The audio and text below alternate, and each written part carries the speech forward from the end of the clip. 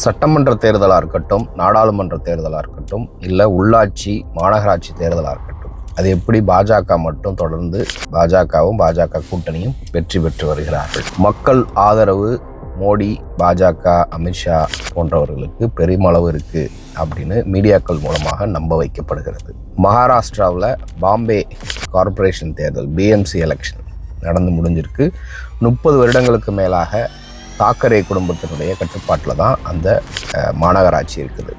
50,000 கோடிக்கு மேலாக ஒரு வருடத்திற்கு பட்ஜெட் பண்ணக்கூடிய ஒரு மாநகராட்சி. இந்தியாவிலே பணக்கார மாநகராட்சினா அந்த பாம்பே கார்ப்பரேஷன் தான். அதில் இப்போ தேர்தலில் மிகப்பெரிய அளவில் மோசடிகள் நடந்திருப்பதாக பொதுமக்களை குற்றச்சாட்டு வைக்கிறாங்க.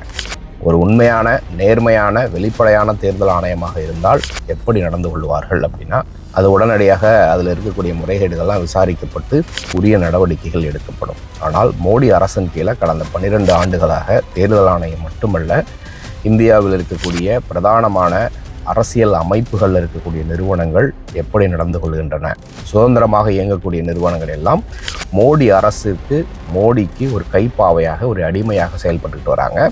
இது தொடர்ந்து நடந்துக்கிட்டு இருந்துச்சுன்னா ஜனநாயகத்தின் வழியாக, அரசியல் அமைப்பு சட்டத்தின் வழியாக மிகப்பெரிய ஊழல்கள் இந்தியாவில் அரங்கேற்றப்படும் அப்படிங்கிறதுல சந்தேகமே இல்லை. பாம்பே மாநகராட்சி தேர்தலில் பல்வேறு வெளிப்பாடுகள் வந்திருக்கிறது, மிகவும் அதிர்ச்சிகரமான வெளிப்பாடுகள். அதை பற்றி ஒரு விரிவான செய்தியை தான் இந்த வீடியோவில் நம்ம பார்க்க போகிறோம்.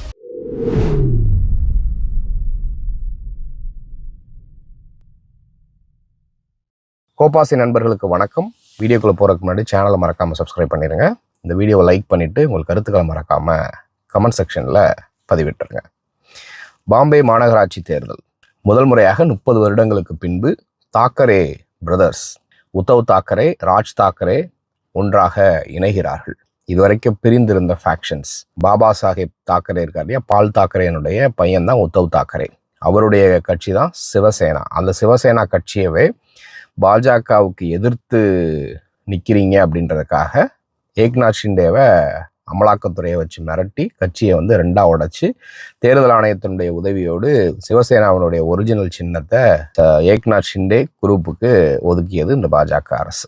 எப்படி ஒன்று எங்கள் வழிக்கு வரலைன்னா நாங்கள் உங்களை சின்ன பின்னமாக ஆக்குவோம் அப்படிங்கிறதுக்கு சிறந்த எடுத்துக்காட்டு. எப்படி தமிழ்நாட்டில் அதிமுகவை முயற்சி செய்ய அழிச்சுக்கு அதை உடைச்சு சின்ன பின்னமாக்குறதுக்கு முயற்சி செஞ்சாங்க. எடப்பாடி பழனிசாமி அவர்கள் மீது பல்வேறு விமர்சனங்கள் இருந்தாலும், அவர் சுயநலமாகவே செயல்பட்டாலும், ஒரு வகையில் அந்த கட்சியை சின்ன பின்னமாக மாறுற அளவுக்கு விடாமல் ஓரளவுக்கு கட்டுக்கோப்பாக வச்சிருக்கிறார் தமிழ்நாட்டில். என்னதான் பாஜகவினுடைய பல்வேறு விஷயங்கள் இருந்தாலும் ஓரளவுக்கு அதை கட்டி காப்பாற்றிட்டாரு. பட் அதை கட்டி காப்பாற்றி அவர் என்ன பண்ணிக்கிட்டு இருக்கிறாரு அப்படிங்கிறது 2வது விஷயம்.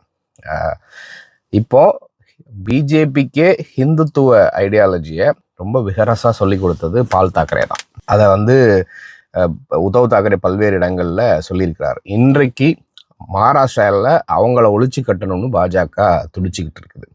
மகாராஷ்டிராவை, குறிப்பாக அந்த பாம்பேயை எதுக்காக பாஜக கைப்பற்றணும்னு நினைக்கிறாங்க? பாம்பேயில் இருக்கக்கூடிய தாராவி பகுதியில் தமிழர்கள் வாழ்கிறாங்க. பல்வேறு அரசுகள் எவ்வளவோ முயற்சி பண்ணியும் அந்த தாராவி குடியிருப்பை மாற்ற முடியல. காலா படம் கூட அதன் அடிப்படையில் தான் எடுத்திருப்பாங்க.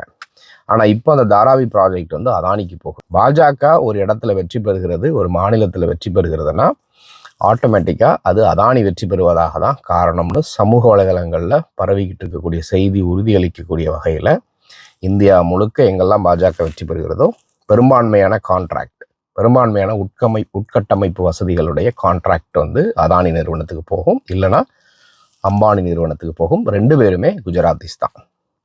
அதில் 2 பேருமே இன்றைக்கு மோடியினுடைய நண்பர்களாக இருக்கிறாங்க. 2014க்கு முன்பு அதானியினுடைய சொத்து மதிப்பு என்ன, இப்போ அவருடைய சொத்து மதிப்பு என்ன அப்படின்னு பார்த்தீங்கன்னா நம்மளால் இமேஜின் கூட பண்ண முடியாத அளவுக்கு இருக்கும். ஸோ இப்போ இந்த பாம்பே மாநகராட்சி தேர்தலில் என்ன ஊழல்கள் நடந்துச்சு, என்ன முறைகேடுகள் நடந்துச்சு அப்படின்னு பார்த்தீங்கன்னா பல்வேறு விஷயங்கள், மிகப்பெரிய அளவில் அதிர்ச்சிகரமான விஷயங்கள் தான் நடந்திருக்குது. நம்மெல்லாம் ஒரு காலகட்டத்தில் நினச்சிக்கிட்டு இருந்தோம் தேர்தல் ஆணையம் அந்த விவிபேட் மிஷினை ஹேக் பண்ணி தான் பாஜக ஜெயிக்குது அப்படின்னு. அப்புறம் பல்வேறு அறிஞர்கள், முன்னாள் தலைமை தேர்தல் ஆணையர்கள்லாம் சொன்னாங்க ஹேக் பண்ண முடியாத அளவுக்கு அதில் தொழில்நுட்பம் இருக்குது, ஆனால் வேறு விஷயங்கள் பண்ணலாம் அப்படின்னு சொன்னாங்க. அந்த வேறு விஷயங்கள் என்னெல்லாம் பண்ணலாம் அப்படிங்கிறத பாஜக இன்னைக்கு வெளிச்சம் போட்டு காட்டுது. இப்போ மகாராஷ்டிராவில் ஆல்ரெடி ஆட்சியில் இருக்கிறது யார் அப்படின்னு பார்த்தீங்கன்னா பிஜேபி கூட்டணி ஆட்சி தான் அங்கே இருக்குது. அந்த அதிகாரிகள் எல்லாமே அவர்களுடைய கட்டுப்பாட்டில் தான் இருக்கிறாங்க. தேர்தலில் வாக்களிக்கிறதுக்காக வாக்காளர்கள் அந்த வாக்குச்சாவடிக்கு போகிறாங்க. ஒரு வழக்கமாக இந்த வாக்குச்சாவடியில் தான் நான் வாக்கு செலுத்தி இருக்கிறேன். ஏன் சமீபத்தில் நடந்த தேர்தலில் கூட நான் இங்கே தான் வாக்கு செலுத்தினேன். ஆனால் இன்றைக்கி போய் நான் அங்கே நிற்கிறேன், அங்கே என் வாக்கு இல்லை, என் வீடு பக்கத்தில் தான் இருக்குது. யூஸ்வலாக 10-15 வருஷமாக 20 வருஷமாக 30 வருஷமாக நான் இங்கே தான் வாக்கு செலுத்தியிருக்கிறேன். வாக்கு செலுத்தலான்னு போகிறப்ப அங்கே இருக்கக்கூடிய முகவர்கள் சொல்கிறாங்க, உங்கள் வாக்கு இங்கே இல்லை, நீங்களே தேடி கண்டுபிடிச்சிக்கோங்க அப்படின்னு சொல்கிறாங்க. அந்த வாக்கை தேடி கண்டுபிடிச்சி போகிறதுக்குள்ளே எலெக்ஷனே முடிஞ்சிடும். அது மட்டும் இல்லை, அவர்களுக்கு இருக்கக்கூடிய வேலையை விட்டுட்டு அதை தேடி அலைஞ்சிக்கிட்டு இருப்பாங்களா அப்படிங்கிற ஒரு கேள்வி. இது ஒன் ஆஃப் த ஃபேக்டர்.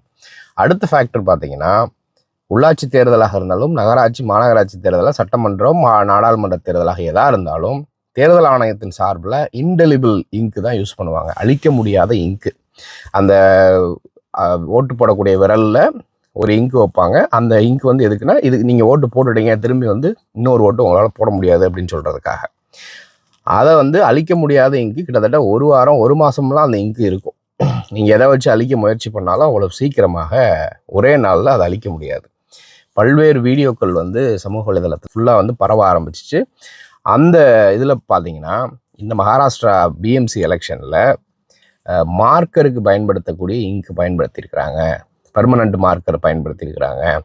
அந்த மார்க்கர் இங்கே ஓட்டு போட்டு வீட்டுக்கு போய் சானிடைசரை வச்சு தொடச்சா அழிஞ்சிருது அப்படிங்கிற குற்றச்சாட்டு அப்போ வீடியோ ப்ரூஃபோடையே காட்டியிருக்கிறாங்க. ஸோ இதனால் என்ன ஆகுதுன்னா, ஒருத்தன் வரான், அவன் பாஜக காரனாக இருக்கலாம், இல்லை அங்கே லோக்கலில் இருக்கக்கூடிய கட்சிக்காரன் இல்லை நிர்வாகியாக இருக்கலாம். அவன் ஓட்டை போட்டுட்டு வீட்டுக்கு போய் சானிடைசரை வச்சு அதை அழிச்சிட்டு திரும்பவும் இன்னொருத்தருடைய ஓட்டை போடுறான், இல்லை அவன் ஓட்டையை திரும்ப போடுற மாதிரி கூட போடுறான். அப்படின்னா ஈஸியாக பாஜக வெற்றி பெறுவதற்கான வாய்ப்புகள் அதிகமாக உருவாக்கப்படுகிறது அப்படின்னு சொல்லலாம். இது ஒரு 2வது ஃபேக்டர். இன்னொரு ஃபேக்டர் பார்த்தீங்கன்னா, நிறைய ஆண் வாக்காளர்களுடைய பெயருக்கு நேராக பெண் வாக்காளர்களுடைய புகைப்படம் அதில் பொருந்திருக்கு. இது எப்படி நடக்கும் அப்படிங்கிற சில கேள்வியை அதிர்ச்சியாக பார்த்துருக்குறாங்க. அதுக்கப்புறம் சிலர் இருக்கிறாங்க, என் உங்கள் ஓட்டு ஆல்ரெடி போட்டாச்சு, நீங்கள் என்ன இவ்வளோ திரும்ப வரீங்க அப்படின்னு சொல்லிட்டு தேர்தல் அதிகாரிகள் அந்த வாக்காளர்களை பார்த்து கேட்குறாங்க. அதற்கு அவரும், நாங்கள் வரவே இல்லையே, இப்போ தானே வரோம் ஓட்டு போடவே, என் கையில் இங்கே இல்லை, எப்படி இருக்கும், நான் எப்படி ஓட்டு போட்டிருப்பேன் அப்படின்னு அவங்க அதிர்ச்சிக்குள்ளாக இருக்கிறாங்க. ஸோ அப்போ அந்த ஓட்டை போட்டது யார் அப்படிங்கிற பல்வேறு கேள்விகள். ஸோ இப்போ அதிகாரிகளையும் பாஜக அவருடைய கட்டுப்பாட்டில் வச்சுருக்கிறாங்க அப்படிங்கிறதுல எந்த சந்தேகமும் இல்லை. ஆனால் எப்படி இந்த எலெக்ஷன் மிஷினரிஸ் அவங்க ஒர்க் பண்ணுறாங்க அப்படிங்கிறது தான் இங்கே மிகப்பெரிய விஷயமாக இருக்குது.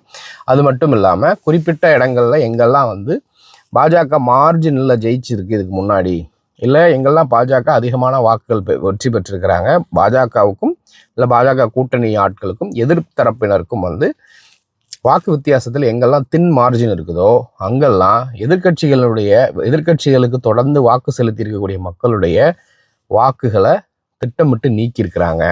இல்லை அப்படின்னா அந்த வாக்குகளை வேற இடத்துக்கு மாற்றி வச்சிருக்கிறாங்க.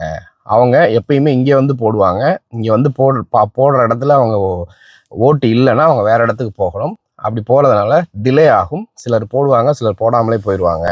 அப்படி இருக்கிறப்ப எதிர்கட்சிகளுக்கு ஆதரவாக இருக்கக்கூடிய வாக்குகள் பதிவாகாமலே போயிடும். இப்போ பிஜேபி கூட்டணி வேட்பாளர்களுடைய வாக்குகள் மட்டும் பதிவாகும். அப்போ ஆட்டோமேட்டிக்காக பிஜேபி வேட்பாளர்கள் வெற்றி பெற்றுருவாங்க அப்படிங்கிறதுக்காகவே இது செட்டப் செய்யப்படுகிறது அப்படின்னு சொல்லப்படுது. ஒரு ஓட்டு வித்தியாசத்தில் ஜெயித்தாலும் ஜெயிச்சது தான். ஸோ 2019 நாடாளுமன்ற தேர்தல், 2024 நாடாளுமன்ற தேர்தல், ராஜஸ்தான்லேருந்து டெல்லியிலேருந்து ஹரியானா தேர்தல், மத்திய பிரதேச தேர்தல், இப்போ நடந்த மகாராஷ்டிரா சட்டமன்ற தேர்தல் வரைக்கும் லோவஸ்ட் மார்ஜினில் வெற்றி பெற்றவர்களுடைய சதவிகிதம் அதிகம். 2024 நாடாளுமன்ற தேர்தலில் கிட்டத்தட்ட 50-80 பிஜேபி எம்பிக்கள் மட்டுமே ஒரு 10,000 வாக்குகள் வித்தியாசத்தில் அதிகமான நபர்கள் வெற்றி பெற்றிருக்கிறாங்க, கூட்டணியில் இருக்கிறவங்களையும் சேர்த்து. ஸோ இதுதான் ஒரு பெரிய அலாமிங்கான ஒரு எச்சரிக்கையை நம்மளை ஏற்படுத்துது அப்படிங்கிறத பார்க்குறோம். ஸோ அவர்களுக்கு அந்த கேல்குலேஷன் தெரியும், அதிகாரிகள் அவர்கள் பாக்கெட்டில் இருக்கிறாங்க. அந்த மிஷினரிஸ் ஹோல் மிஷினரிஸ் எல்லாமே அவங்க கண்ட்ரோலில் இருக்குன்னா எனக்கு வந்து ஒரு 7500 ஓட்டு கிடச்சா நான் வெற்றி பெற்றுருவேன். ஆப்போசிட்டில் இருக்கிறவனுக்கு 7501 கூட கிடைக்கக்கூடாது, 6000 ஓட்டுக்குள்ளே அவனை சுருக்கினா போதுன்ற கேல்குலேஷனை வச்சு இவங்க வேலை பார்த்தாங்கன்னா ஒன்றுமே பண்ண முடியாது அப்படிங்கிற சூழ்நிலைக்கு தான் இன்றைக்கி இந்திய ஜனநாயகம் போய்கொண்டு இருக்கிறது. ஸோ இது இப்படியே தொடர்ந்துச்சுன்னா இந்திய நாடு என்னவாகும்? ஸோ இப்போ இவங்க பாஜக வெற்றி பெற்றுடுறாங்க.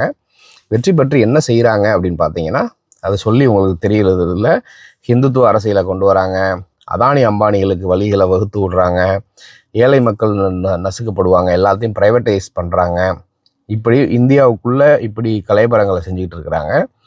இப்படி செய்கிறதுனால இதனுடைய அவுட்கம் இந்தியா வந்து சைனாவோட வளர்ந்துருமா அப்படின்னு கேட்டிங்கன்னா வாய்ப்பே கிடையாது. சைனா எந்த வேகத்தில் வளர்ந்துக்கிட்டு இருக்கிறான், ஏஐயில், மேனுஃபேக்சரிங் செக்டாரில், ஆட்டோமொபைல் இண்டஸ்ட்ரியில், டெக்ஸ்டைலில், ஈவன் ஃபுட் ப்ராசஸிங்கில் வந்து எவ்வளோ தூரம் போயிட்டுருக்காங்க. இந்திய உலகத்தில் வந்து 30% மேனுஃபேக்சரிங் கான்ட்ரிபியூஷன் கொடுக்குறான், நம்ம 3% கூட கொடுக்கல. இவ்வளவு கஷ்டப்பட்டு இவ்வளோ வேலைகள்லாம் பார்த்து பாஜக வந்து ஆட்சியில் உட்காந்து என்ன செய்ய போகுது அப்படின்னு பார்த்தீங்கன்னா, அவர்களுடைய ஹிந்துத்துவ மாடலை தான் கொண்டு வர போகிறாங்க. அந்த ஹிந்துத்துவ மாடல் இன்றைக்கி இருக்கக்கூடிய இந்தியாவை இன்னும் ஒரு 20-30 வருஷங்களுக்கு பின்னாடி தான் எடுத்துகிட்டு போகுமே தவிர முன்னாடி எடுத்துகிட்டு போகாது அப்படிங்கிறது இந்தியாவில் இருக்கக்கூடிய 90% இந்துக்களுக்கு, இந்திய மக்களுக்கு நன்றாகவே தெரியும். ஸோ இதை குறித்து நீங்கள் என்ன நினைக்கிறீங்க அப்படிங்கிறத மறக்காமல் கமெண்ட்டில் சொல்லுங்கள். தொடர்ந்து பேசலாம். நன்றி.